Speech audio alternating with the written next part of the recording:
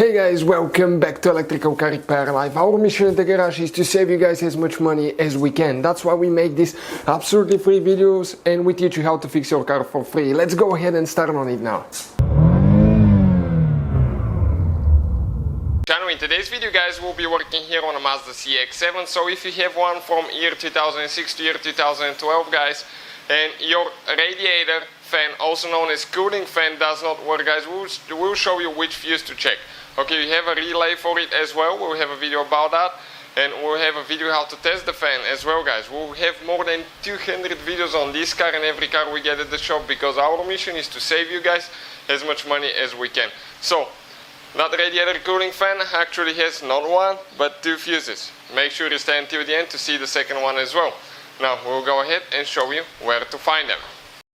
If your radiator fan doesn't work guys, also you can experience not having even an AC or overheating your car. This is a common problem. The fan is right there, really hard to get to, but we'll show you where to find the fuses now and how to test them. So this is guys your fuse box. You have one tab here that we need to pry towards the back. Pull. Now we need to grab the box and pull it down and then to the front. Okay, let me show you, and it will come out. Okay, just like that. So the fuses guys, okay, that we're looking at. Okay, we have actually two fuses, okay, and they're hidden under this cover right here. So let me show you now. I'm going to get something to point with. So you start counting the fuses guys from left to right. Okay, excuse me, from left to right.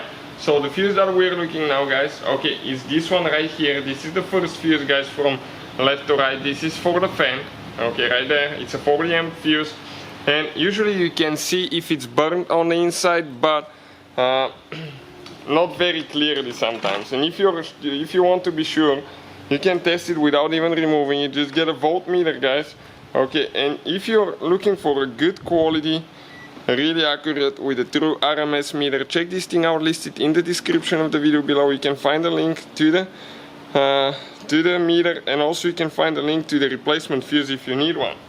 And I set it to testing, okay, to testing resistance. And if we have communication from the left side of the fuse to the right fuse, it will show 0 on the screen. It will be like touching these two together. Check it out. If we don't have communication, if the fuse is burned, it will just say, okay, like that, like there is no communication. So I'm going to touch each of the posts and check it out now.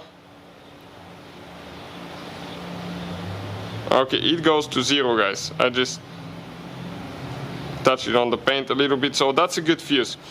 Now the other fuse that we're looking at guys for fan, the second fuse for the fan, is the third fuse from left to right, this one here.